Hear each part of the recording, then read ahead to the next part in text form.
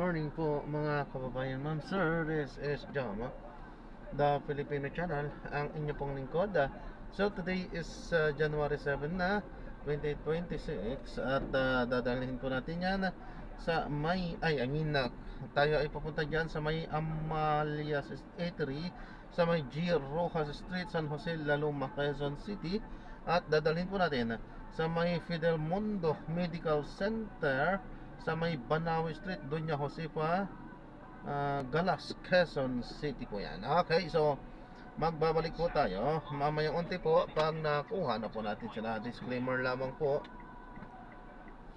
ang content po natin ay kalsada at hindi ang passenger. Kaya naman sakali man po na may marinig kayo, mga pangalan ng lugar, pangalan ng tao, pangalan ng organization sa government o private man yan, ay wala pong kinalaman ng channel na ito at wala pong pinapatungkulan.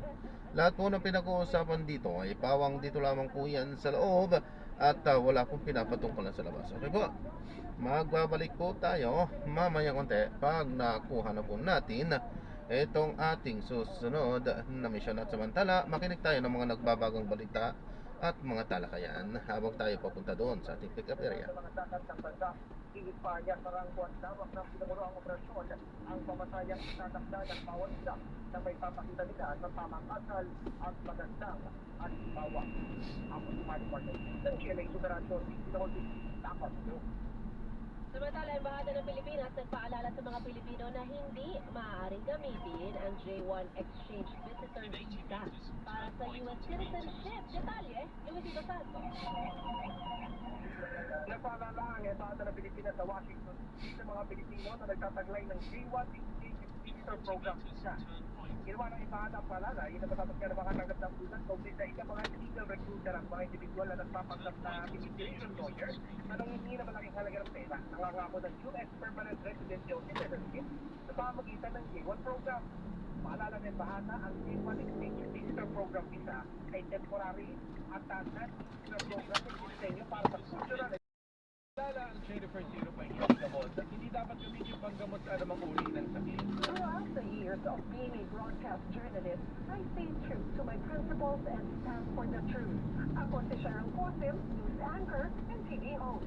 Mahalaga ang tunay, just like MX3 capsule, tested and proven na may alpha, beta at gamma mangosteen. May zero quality excellence pa with proper diet and exercise. MX3 capsule, dito ako bilib.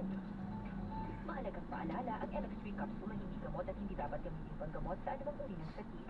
Sa ikasyam ng Enero, tumutok at maging saksi Nazareno 2026. Isa na namang special coverage ng Super Radio DZBB sa pahipagsali puwersa sa GMA Radio, GMA Integrated News, GMA Regional TV at GMA News Online. Nazareno 2026. Super Radio DZBB special coverage. Maging saksi Nazareno 2026. Malaking kasaganang ang ibigay sa ilang programa ng Super Radio DZBB sa 47 Catholic Mass Media Awards. And now, the CMA for Best News Commentary goes to Vera Del Prado, the Super Radio DZBB 594 kHz GMA Network. Vero del Prado sa Super Radio DZBB Best News Commentary Program. And the CMA for Best Educational Program goes to Pinoy MD, the Super Radio DZBB. Sa mga portalet. Para yung iba na mga portalet ay doon sa mga nakausap natin ng mga organizers dito, yung mga shows ay mamaya-maya pa darating kasi 7 p.m. pa naman talaga yung inaasahang simula itong pahalik sa Nazareno. Kaya nga, anong oras ulit ang start ng pahalik? 7 p.m. 7 p.m. pero ngayon 7 may pila na. Oo, kala nila 7 a.m. So may mga nakapila na. Oo, yung mga nakausap natin, Mr. Atrika, galing pa sila sa malayong lugar. May mga taga-Pangasinan, meron naman taga-Zambales, Bataan, at talaga nga sila Dito na tayo. pinagkasari ng Senior High School Master Program dahil makinig sila na ang mga patutunan sa pagpapatupad ng programa. Sa pag-briefing sa Malacanang, sinabi ni Education Secretary Sonia Gara na sa ilalim ng bagong patakaran, inaalam muna ang resulta ng aplikasyon ng mga kanyang numero bago gawaran ng voucher. May inilatag na rin anyang safeguard o mga hakbang para maprotektahan ang programa sa mga paaralan at subsibong DepEd kung saan pinagbabangga ang mga datos para mas totoong estudyante ang beneficiaryo. Suburito ni Angga na matatulisahin ng Commission on Audit ang DepEd dahil sa umano'y pagsasali sa programa ng mga umano'y growth students ineligible o mga kwalipikadong beneficiary at estudyante mula sa mga mamahaling private schools mula 2022 hanggang 2024. Pero ayon sa kalihim, nakapaghain na sila ng mga kaso at may nakabit din pang pitong reklamo at may dose-dose na pang iimbestigahan na malapit na rin kain na reklamo kaugnay ng issue. Hindi pa inilalabas ng Department of Budget and Management ang kopya ng 2026 National Budget. Pero batay sa anunsyo ng Pangulo, ang sektor ng edukasyon ang nakakuha ng pinakamalaking alokasyon sa pambansang pondo ngayong taon na nagkakahalaga ng 1.34 trillion pesos. At yan ang balitang kumpirmado. Sigurado, ito ang Radyo Marcos, Christian Yosores, TVML. Maraming salamat, Christian Yosores. Susunod, socio-economic thinking tank. Hindi mo bang publikong patuloy na tutulungan at bantayan ang paggamit ng pamahalaan sa national budget ngayong taon? Balitang kumpirmado, sigurado at hindi radyo pagsoro. Continue straight at this traffic light. Paki-explain. Peter, hinimok ng grupong Ibon Foundation ng mga Pilipinong manatiling nakatutok sa kung paano gagamitin ng pamahalaan ang halos 6.8 trillion pesos na budget nito para sa taong 2026. Ay kay Ibon Foundation Executive Director Sunny Abel. Tawag ito kabuhayan ng ating mga barangay. Talaga itong kaganapin. Masamang panahon, daan bangka ang nasirapan naman din natin ano talaga ang nangyari on the ground. Ang presidente po ng sitio Magatman ng Barangay Igbon, Concepcion, Iloilo ay makakausap po natin. Ginoong Albert Calinaw. Good morning po, Sir Albert. Good morning, ma'am. Kumustahin lang namin ano ang nangyari? Bakit daan-daan na bangka daw ay nasira? Ano ang pag-ikwento nga po sa atin? In 100 meters, turn left at the traffic light. Ano po kasi yun? Hindi rin namin kasi inasahan na ganun kalaki yung alon kasi parang ano naman wala namang naitalang low pressure o kaya bagyo. Kaya saka medyo kampante din kami na ano na hindi pa ganun kalakas yung mga alon at saka hangin. Kaya lang nung bandang gabi na medyo lumakas na yung hangin tsaka yung tubig dagat Maayos na yung ano ko. biglang lumaki. Yung dapat na siklip ko. So nasa tabing Diba dagat sabi ay hindi yung ako mga bangka nag-time ninyo. In other words, nasa Tinignan ko yung gilid logbook. lang, Pinakita diba, ko sa ng, kanya. Sabi ng ko karagatan, kay beach. Queen, In other words, meron naman ako nakatali ditong na dahil login. gabi nangyari ito. Sabi mo wala. Sabi niya, ay hindi man, naayos ko na. O wala namang inabutan Sabi ko itong sa'yo, malalaking alon isang araw. na nasa gitna ng karagatan, Sir Albert. Wala man po kasi ano nang hindi naman po kami nagpapalaot noon hindi gawa ng pahinga na rin po yon. Pahinga na namin.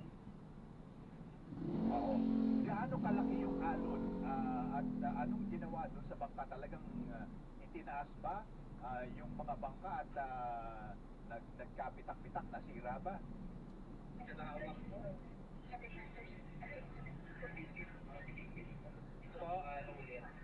Gaano kalaki po yung alon, Sir Albert, para masira yung mga bangka? Ano po ba yung naging cause talaga nung pagkasira? Yung laki ng alon o yung banggaan na rin ng mga bangka dahil tabi-tabi sa pampang? Yung ano talaga po, yung alon talaga. Kasi nagpas ano yung tinaas ng alon Lampas tao. Nagpas tao. Oo, malaki din po pala, no? Nung ano na yung bangka namin, nagka-bangka na yung mga bangka dito. Kaya yun, nagkasira na rin. Sa washing machine na kasi ang laki-laki ng alon. So, paano nangyari na talagang daan-daan, mahigit 100 ng mga nasirang bangka. Ilan pa ang pwedeng gamitin dito? In 300 meters, turn right at the traffic light. Meron pa bang pwedeng gamitin doon sa mga bangka na isinalya ng alon? Yung iba po, totally damage talaga. Yung iba, partial lang. Pero,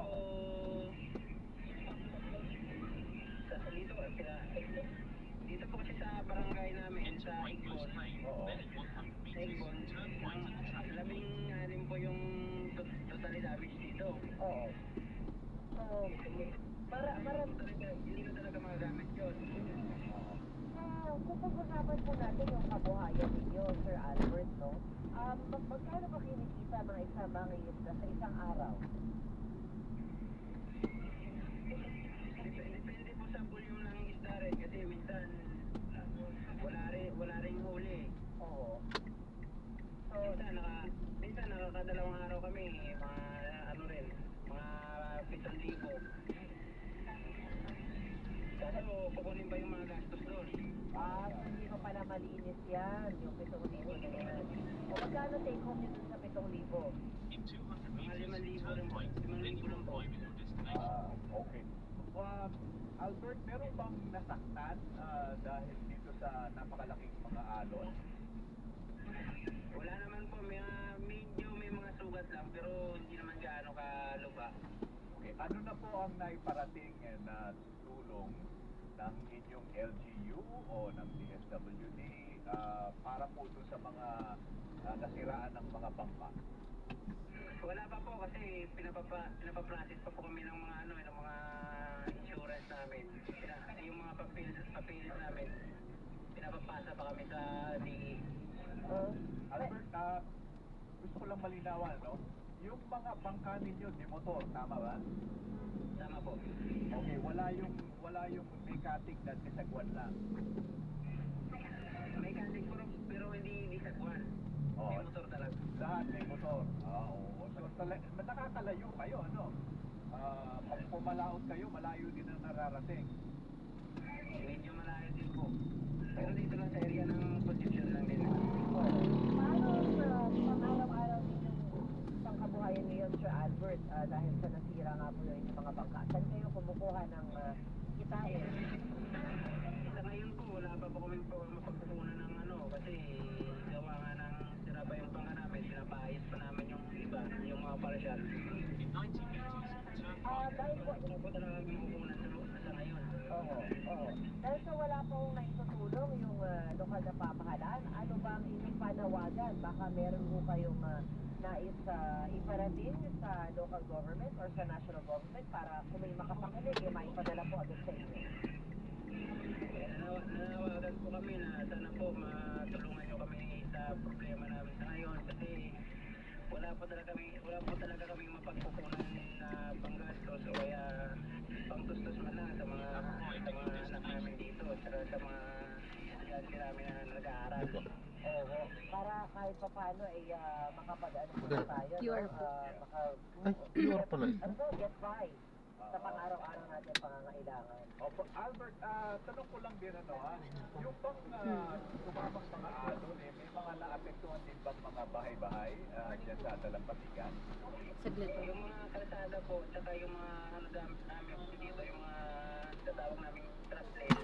Oo. Yung mga talaga po, nagkandasira po. Okay. Tapos na ho. So, anong ibig sabihin nun? Yung mga seawall po namin dito, nagkandasira. Okay na po. Seawall. May Thank you po. sa mga Pero wala po ang sa lakas ng alon no, isang araw. dito po sa amin. Ayan, so na-drop na natin sila. So maraming salamat po sa panonood. Hanggang sa muli, ingat at God bless. Paalam po muna, pansamantala tayo ay gagawa na ng ibang video sa ating susunod na mission. Paalam po.